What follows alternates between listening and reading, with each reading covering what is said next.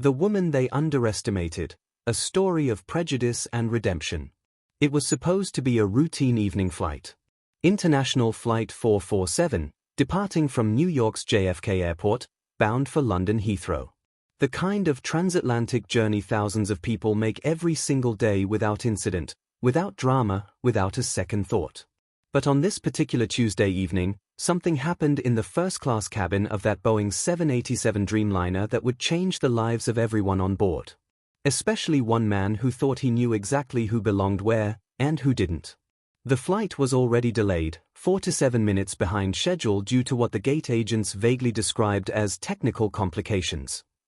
Passengers were restless, annoyed, checking their watches and their phones, muttering about missed connections and ruined schedules.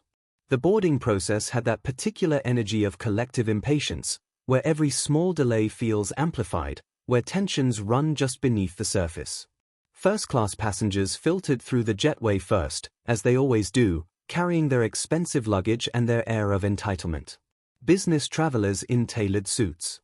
Wealthy tourists clutching designer handbags. The usual crowd who've come to expect certain things from their premium tickets: comfort, privacy, and perhaps most importantly, a very specific idea of who they'll be sitting next to. Among them was a woman who moved with quiet purpose. She was black, in her late 30s, dressed in a well-tailored but understated charcoal blazer and dark slacks. Her hair was pulled back in a simple, professional style. She carried a worn leather briefcase, the kind that's been to 100 meetings and holds more importance than flash. Everything about her presence suggested competence, intelligence, thoughtfulness. She found her seat, 2A, window side, and settled in with the economy of movement that comes from someone who travels frequently but doesn't make a show of it. She placed her briefcase carefully in the overhead compartment, sat down, fastened her seatbelt, and pulled out a tablet, immediately absorbed in what appeared to be complex technical documents filled with diagrams and specifications. She didn't look around seeking acknowledgement. She didn't announce herself. She simply existed in her space, quiet and focused, the way someone does when they have important work to do and limited time to do it. But her presence didn't go unnoticed. 3 rows back, in seat 5C, a man in his early 50s watched her sit down with an expression that shifted from surprise to disapproval to something darker. He was white, well-dressed in an expensive suit that screamed Wall Street money, his thinning hair slicked back, a Rolex catching the cabin light. The kind of man who'd flown first class so many times he'd come to believe it was his natural habitat, his birthright, a reflection of his inherent worth. His name was Richard Thornton, and he was, by his own estimation, important. A senior executive at an investment firm, accustomed to deference, to being recognized, to assuming his perspective was the correct one simply because he'd achieved a certain level of financial success. And something about seeing this woman, this black woman, sitting calmly in seat 2A bothered him in a way he couldn't quite articulate, or perhaps wouldn't articulate even to himself. He shifted in his seat, his jaw tightening.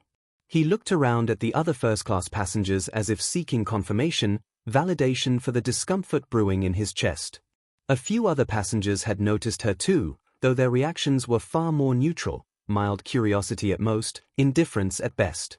But Richard couldn't let it go.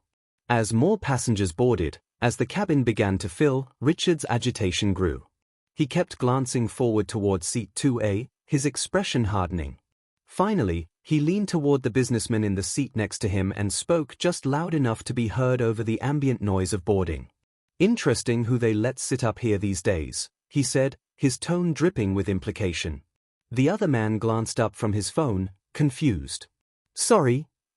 Richard nodded toward the front of the cabin.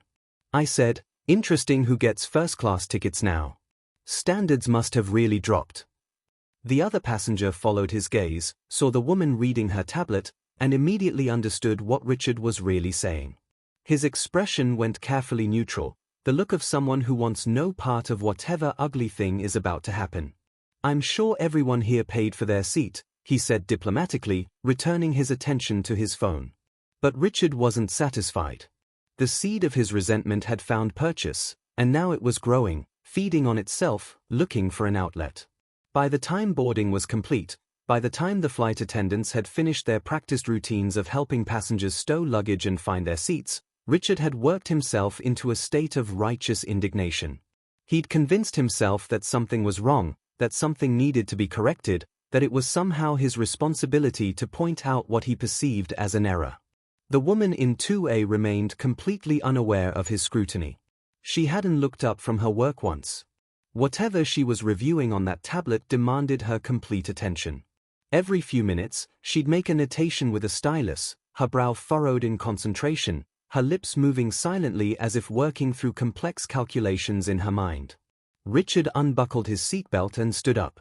The flight attendant nearest to him, a pleasant woman in her 30s named Sarah, immediately approached with a practiced smile. "Sir, we're about to prepare for departure. I'll need you to take your seat." "I need to speak with you about something," Richard said, his voice carrying that particular tone of authority that assumes compliance. "There's been a mistake with the seating." Sarah's smile didn't waver, but something cautious entered her eyes. "A mistake, sir? Is there a problem with your seat?" "Not my seat," Richard said, lowering his voice slightly but not enough. "That woman up there." He gestured toward 2A with a tilt of his head. "I don't think she's supposed to be in first class. There's clearly been some kind of error with her ticket." The temperature in the cabin seemed to drop several degrees. Sarah's professional mask slipped just slightly, revealing discomfort beneath. Other passengers had definitely heard him now. Heads turned. Conversation stopped. The comfortable cocoon of first-class privilege had been pierced by something ugly, and everyone could feel it. "Sir," Sarah said carefully, "I can assure you that every passenger in first class has been properly ticketed and—" "Have you checked?" Richard interrupted, his voice growing louder. "Because I fly this route constantly, and I've never seen someone like her up here. I'm just saying, maybe you should verify her ticket before we take off. I mean, how do we even know she's supposed to be on this flight?" The silence that followed was suffocating. The woman in 2A finally looked up from her tablet. Her name was Dr. Jane Cole, though none of the passengers around her knew that. They didn't know that she held a doctorate in aerospace systems engineering from MIT. They didn't know that she'd spent the last 15 years working on some of the most advanced aircraft systems in the world. They didn't know that she'd been pulled away from dinner with her elderly mother just 3 hours earlier to rush to the airport because of a critical issue with this very aircraft. They didn't know any of that because she didn't announce it. Because her brilliance, her credentials, her worth didn't depend on their recognition or approval. She looked at Richard Thornton with an expression that was neither angry nor defensive. Just tired. Deeply, profoundly tired in a way that went beyond physical exhaustion. She'd seen this look before. She'd encountered this attitude before. In college, when professors assumed she was in the wrong classroom. In her early career, when clients asked to speak to the lead engineer while she stood right in front of them. At conferences, where security stopped her but waved through her white male colleagues without question. She was tired of it. But she also knew that defending herself, explaining herself, proving herself would accomplish nothing with a man like Richard. His mind was already made up. His prejudice was already calcified. Nothing she said would penetrate the fortress of his assumptions. So she simply held his gaze for a moment, long enough to let him know she'd heard him, long enough to let him see that she wasn't intimidated, and then returned her attention to her tablet without saying a single word. That silence, that refusal to engage, somehow made Richard angrier. "Did you hear me?" he called out, his voice rising. "I'm talking about you. Are you even supposed to be here?" Before we continue with what happened next, if you're finding this story compelling, if you want to see how this confrontation unfolds, please hit that subscribe button. Stories like this, stories that reveal uncomfortable truths about prejudice and assumption, need to be heard. And I want to ask you a question. Have you ever witnessed a moment like this? Where someone was judged based solely on their appearance? Drop your thoughts in the comments. The head flight attendant, a senior crew member named Michael who'd been with the airline for 23 years, quickly moved up the aisle. He'd heard enough of the exchange to understand exactly what was happening, and his face showed both professional concern and personal distaste. "Sir," Michael said firmly to Richard, "I'm going to need you to take your seat immediately. You're disrupting the cabin and delaying our departure." "I'm not trying to disrupt anything," Richard said, trying to modulate his tone to sound reasonable, though the edge remained. "I'm simply pointing out that there may be a seating error. It's your job to verify these things, isn't it? I'm just asking you to check her ticket. Is that really so unreasonable?" Other passengers were actively uncomfortable now. Some stared at their phones or books, pretending not to hear. Others watched with a mixture of fascination and horror, like witnesses to a car accident. A few looked angry, though whether at Richard or at the situation itself wasn't entirely clear. Michael took a breath, his professional training warring with his personal feelings. He knew exactly what was happening here. He'd seen it before, though rarely this blatant. But he also knew that the fastest way to de-escalate was to address the complaint, however baseless, and move on. He approached Dr. Cole's seat. He said quietly, his tone apologetic, "I'm very sorry about this. Would you mind if I verify your boarding pass? It's just to—" "I understand," Dr. Cole said, her voice calm and professional. She reached into her bag without hesitation and produced both her boarding pass and her ID, handing them over with the patience of someone who'd had to prove her right to exist in certain spaces her entire life. Michael examined the documents quickly, his face coloring slightly with embarrassment. "Everything is perfectly in order," he announced to the cabin, loud enough for Richard to hear. "Dr. Cole is exactly where she's supposed to be." He handed back her documents and added, more quietly, "Again, my sincere apologies for the interruption." Dr. Cole simply nodded, accepting the apology without making a fuss, and returned once again to her work. But Richard wasn't satisfied. He'd heard the title, Doctor, but instead of causing him to reassess his assumptions, it seemed only to irritate him further. Maybe she was a medical doctor who'd splurged on a first-class ticket. Maybe it was some honorary degree. Maybe she'd married well.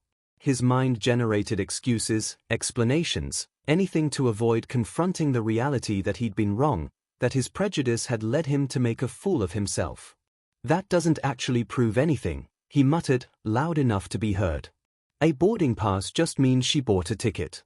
Doesn't mean she belongs here."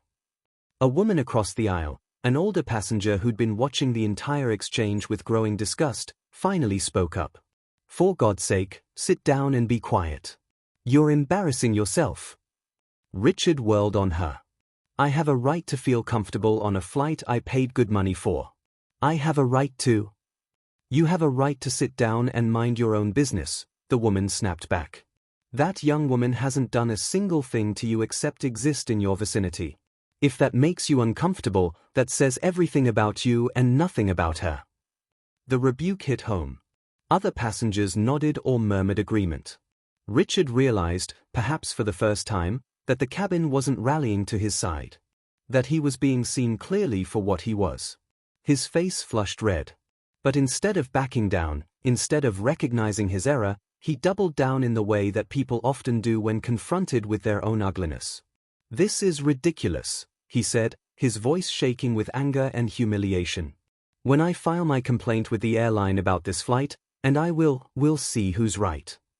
He finally sat down, radiating hostility, his arms crossed, his jaw clenched. The cabin slowly returned to an uneasy normalcy. Passengers shifted in their seats. Quiet conversations resumed. The flight attendants moved through their pre-flight duties with practiced efficiency, though the tension hadn't fully dissipated. Dr. Cole never looked up again. She'd returned to her tablet, to the complex technical specifications that demanded her attention, seemingly unbothered by the confrontation. But if you'd been sitting close enough, you might have noticed the slight tightness around her eyes, the way her jaw was set just a fraction harder than before. She was human, after all. It hurt. It always hurt.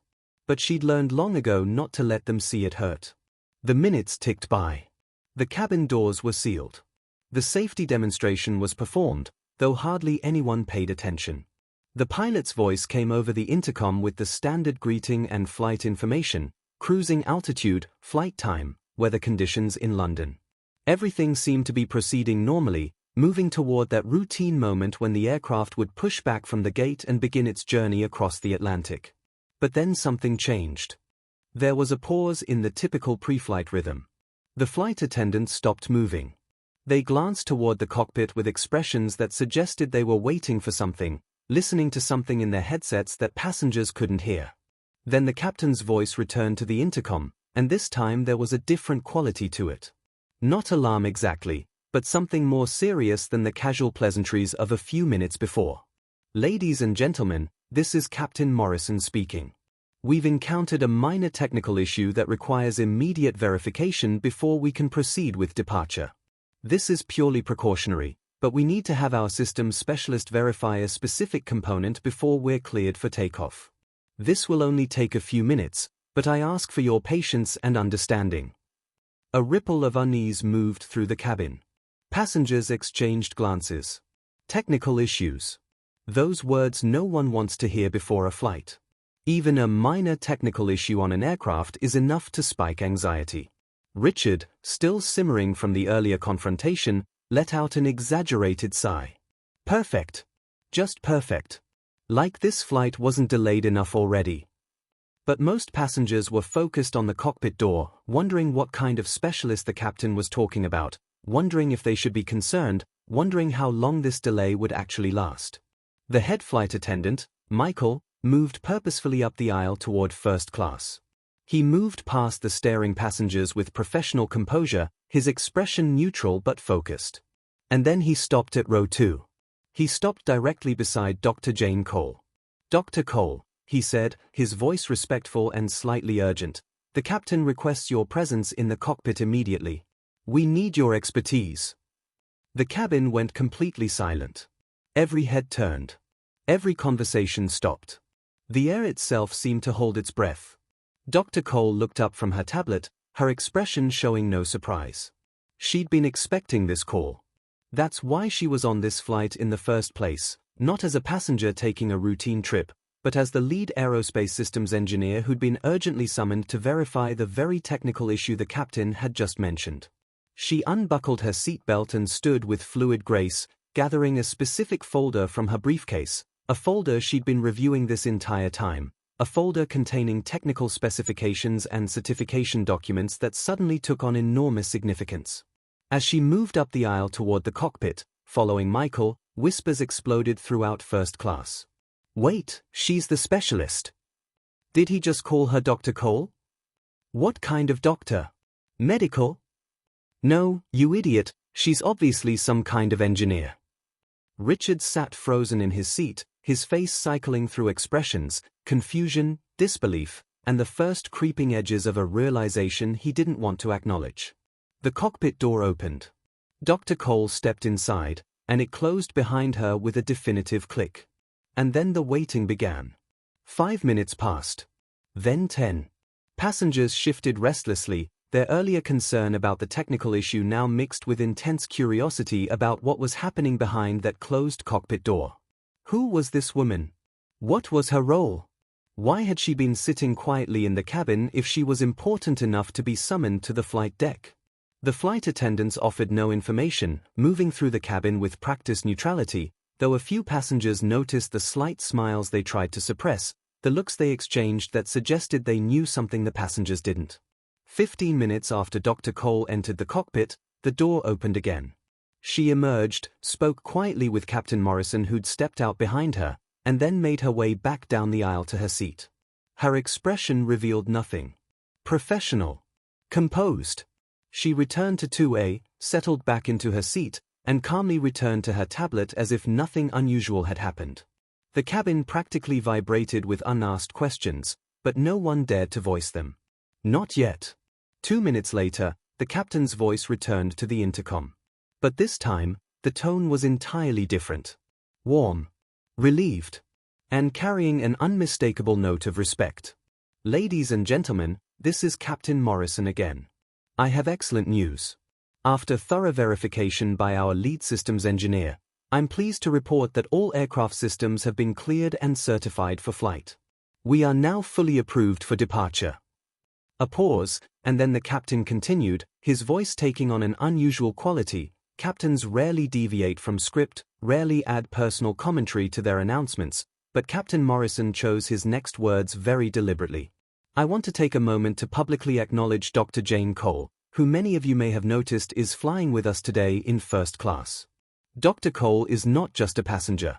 She is the principal aerospace systems engineer who designed and certified the advanced navigation and safety systems on this aircraft.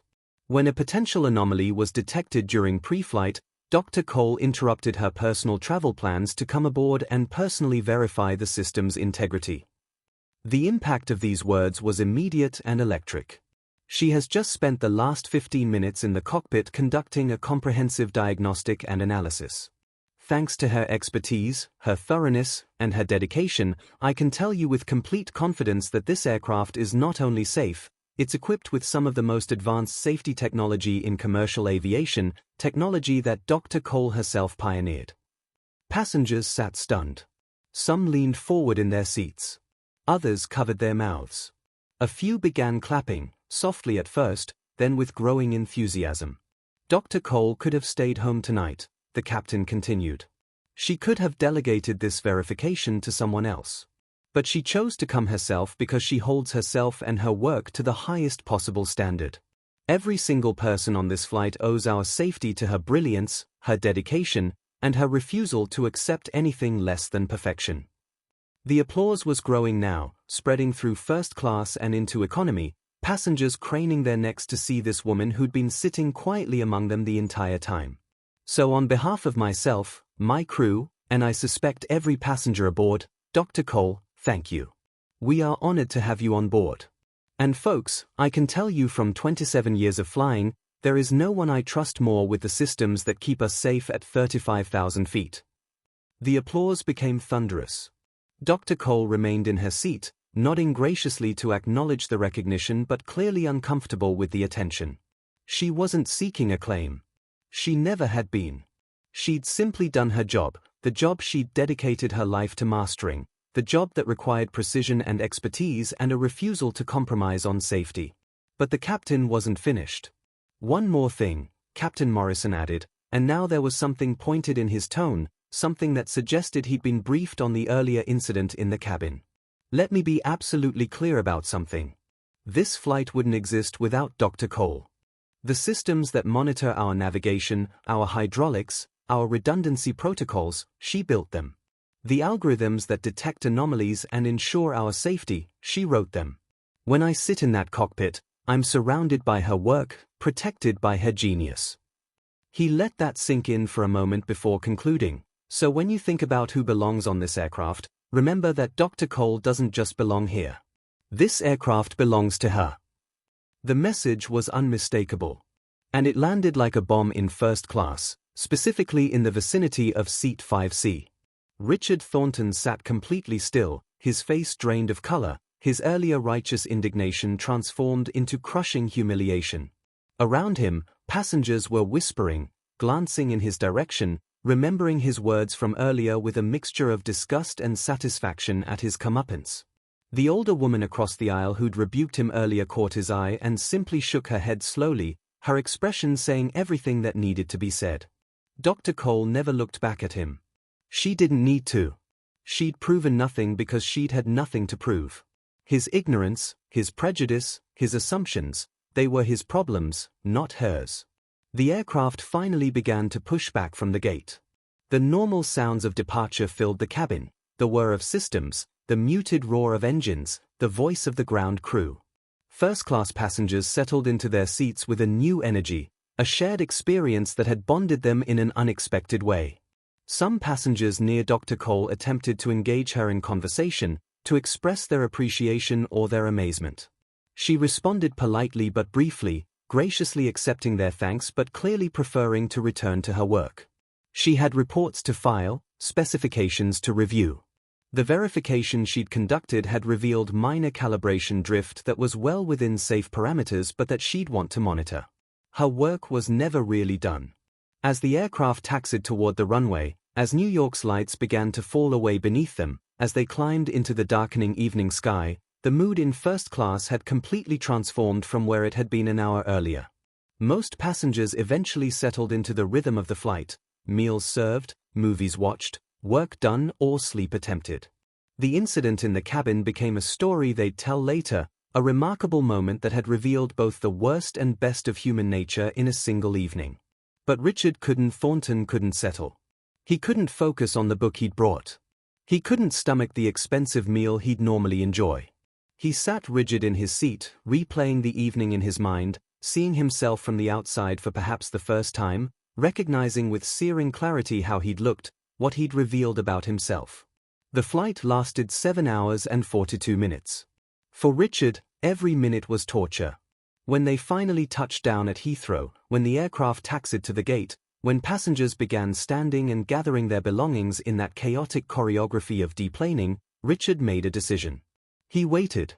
He let other passengers file out, making their connections, rushing to customs, eager to begin their London adventures or business meetings. He waited until the first-class cabin had mostly cleared. Dr. Cole was among the last to stand, taking her time to gather her things, in no particular hurry. She pulled her briefcase from the overhead compartment with practiced ease. Richard stood up and stepped into the aisle, blocking her path. She looked at him with that same tired expression from before, clearly expecting another confrontation, clearly preparing herself for more ugliness. But that's not what happened. "Dr. Cole," Richard said, his voice barely above a whisper, "I need to apologize to you." She waited, silent, neither encouraging nor discouraging him. "What I said earlier," he continued, struggling with the words, struggling with the admission, "what I implied, there's no excuse for it. I was wrong. Completely, utterly wrong. And not just wrong about you specifically, though I was catastrophically wrong about that, but wrong in my thinking, wrong in my assumptions, wrong in the prejudice that I—" He trailed off, unable to quite name it directly. "I've been sitting here for nearly 8 hours, he said, thinking about how I sounded, how I looked, what I revealed about myself. And I'm ashamed. Deeply ashamed. You didn't deserve that. No one deserves that." Dr. Cole studied him for a long moment, her expression unreadable. She could have destroyed him with words. She could have catalogued every error in his thinking, every assumption he'd made, every moment of ugliness he'd displayed. She would have been justified. But instead, she simply said, "I accept your apology." Richard seemed surprised by the grace of it, almost disappointed, as if he'd wanted or needed more punishment. Dr. Cole adjusted her briefcase on her shoulder and prepared to move past him, but then she paused and added one more thing. "Mr. Thornton," she said, she'd heard his name during the flight when he'd spoken to flight attendants, "I want you to remember something. What you witnessed tonight, what you learned about me, that wasn't special. I'm not unique. There are brilliant people everywhere, doing extraordinary things, changing the world in ways you'll never see or recognize." She held his gaze steadily. "Some of them are black like me. Some are brown. Some are women in fields where they are constantly questioned and doubted. Some are immigrants, working twice as hard for half the recognition. Some are young people whose ideas get dismissed because of their age. Some are older workers whose experience gets overlooked because of gray hair. They are everywhere," she continued, sitting quietly, doing the work, changing the world. "And most of them will never get a moment like I got tonight, where their expertise is publicly announced and validated. Most of them will just continue being underestimated, overlooked, and prejudged by people who think they know what brilliance looks like." She let that sink in before delivering her final point. "So the lesson here isn't just about me. The lesson is that you need to fundamentally change how you see people. Because brilliance doesn't announce itself. Excellence doesn't require your recognition to exist. And worth isn't determined by whether someone matches your expectations or your comfort level." She paused, then added more softly, "Next time, and there will be a next time, because life is full of opportunities to prejudge people, I want you to remember this flight. Remember the woman you assumed didn't belong. And ask yourself, what else am I getting wrong? Who else am I underestimating? What am I missing because my assumptions are louder than my observations?" Richard stood frozen, receiving this with the full weight it deserved. "You have an opportunity here," Dr. Cole concluded. "You can choose to be embarrassed and defensive, to make excuses about political correctness or whatever helps you avoid looking at yourself honestly. Or you can choose to actually change. To examine your assumptions. To recognize that this incident revealed something true about you that needs attention." She adjusted her briefcase again. "The choice is yours. But I'll tell you this, genuine change is harder and more uncomfortable than you can imagine. It requires you to sit with your shame instead of running from it. It requires you to actively unlearn patterns you've spent a lifetime building. Most people never do it. Will you? She didn't wait for an answer. She moved past him down the aisle, nodded thanks to the flight crew who'd gathered near the exit, and disappeared into the jetway. Richard stood alone in the empty first-class cabin, surrounded by abandoned pillows and blankets, the detritus of a flight that had changed him in ways he was only beginning to understand. The flight attendant, Michael, approached him quietly. "Sir, you'll need to deplane now." Richard nodded and gathered his things mechanically. As he moved toward the exit, Michael spoke again, more quietly. "For what it's worth, I've been doing this job for 23 years. And what Dr. Cole just gave you? That was a gift. Most people who behave the way you did tonight never get that chance, never get that honest mirror held up to them. You're lucky." "I don't feel lucky," Richard said quietly. "No," Michael agreed. "You feel ashamed. But if you actually do the work she described, if you actually use this to change, then one day you'll realize this was one of the most important flights you ever took."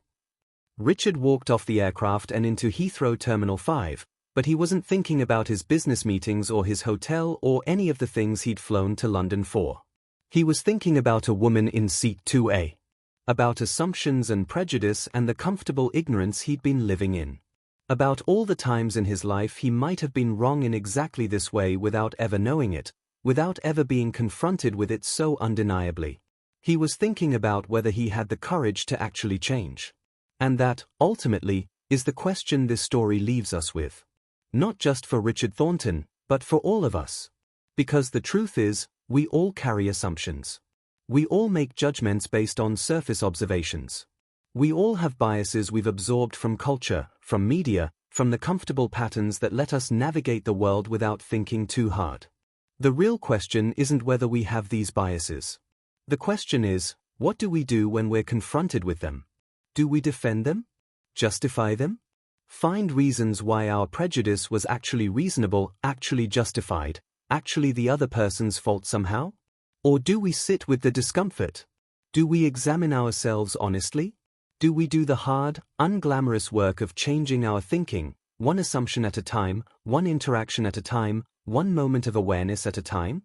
Dr. Jane Cole didn't need Richard Thornton's apology. She didn't need his recognition. She didn't need anything from him at all. Her worth, her brilliance, her contributions to aerospace engineering and passenger safety, none of that depended on his understanding or approval.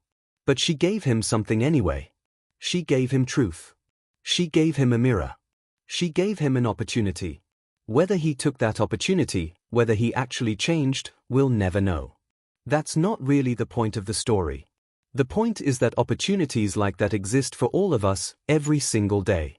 Every time we make an assumption about someone based on their appearance, their accent, their age, their dress, their neighborhood, their anything, we're revealing something about ourselves, not them. Every time we assume we know who belongs somewhere and who doesn't, we're limiting our own understanding of the world, closing ourselves off to the full beautiful complexity of human excellence and potential.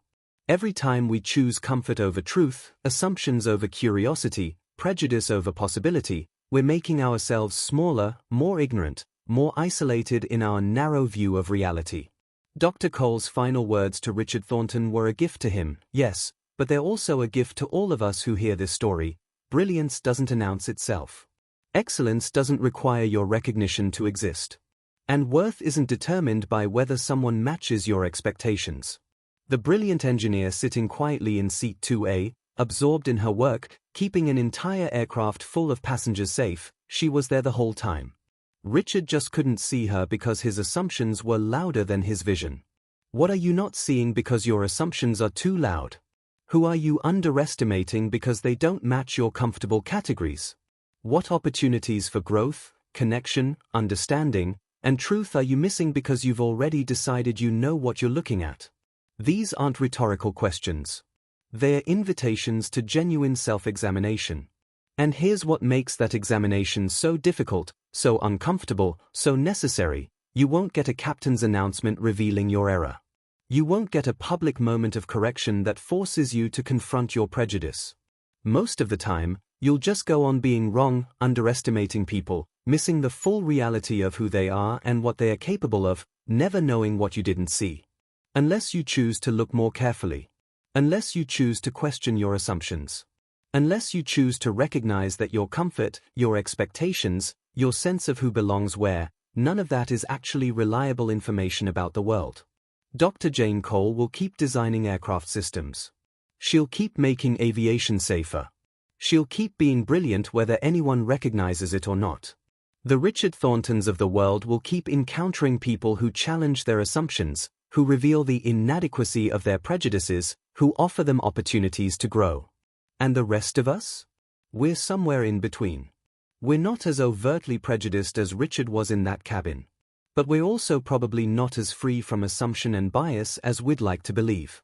We're all works in progress, capable of both prejudice and growth, both blindness and insight, both judgment and understanding. The difference isn't whether we'll encounter our biases. The difference is what we'll do when we do. Will we defend them? Or will we examine them? Will we run from the discomfort? Or will we sit with it until it teaches us something true? Will we demand that the world match our expectations? Or will we expand our expectations to match the full complexity of the world? These are the choices that determine not just what kind of people we are, but what kind of world we create together. Because every act of prejudice, every assumption, every moment of judging someone as not belonging, it diminishes all of us. It limits our collective potential. It wastes human brilliance and capability because we're too busy protecting our comfortable categories to recognize excellence when it doesn't look like we expected. And every act of recognition, every assumption challenged, every moment of seeing someone fully and truly, it expands all of us. It opens possibilities. It honors the full range of human potential in all its diverse and beautiful forms. Flight 447 landed safely in London because Dr. Jane Cole was exactly who she was, knew exactly what she knew, and did exactly what needed to be done. The passengers on that flight, including Richard Thornton, owed their safety to her expertise, whether they recognized it or not, whether they appreciated it or not, whether they even believed it or not. Their belief wasn't required. Their recognition wasn't necessary. Their approval didn't matter. She was brilliant anyway. She was essential anyway. She belonged there anyway. The only question was whether they could see it. And that, in the end, is always the question. Not whether brilliance exists, but whether we can recognize it when it doesn't announce itself with credentials we expect, when it doesn't look like what we've been conditioned to see, when it exists quietly in spaces where we assumed it couldn't. The answer to that question says everything about us. And nothing at all about them. Thank you for listening to this story. I hope it challenges you the way it challenged Richard Thornton. I hope it makes you uncomfortable in the way that leads to growth. And I hope the next time you encounter someone who doesn't match your expectations, you'll remember Dr. Jane Cole and ask yourself, what am I not seeing?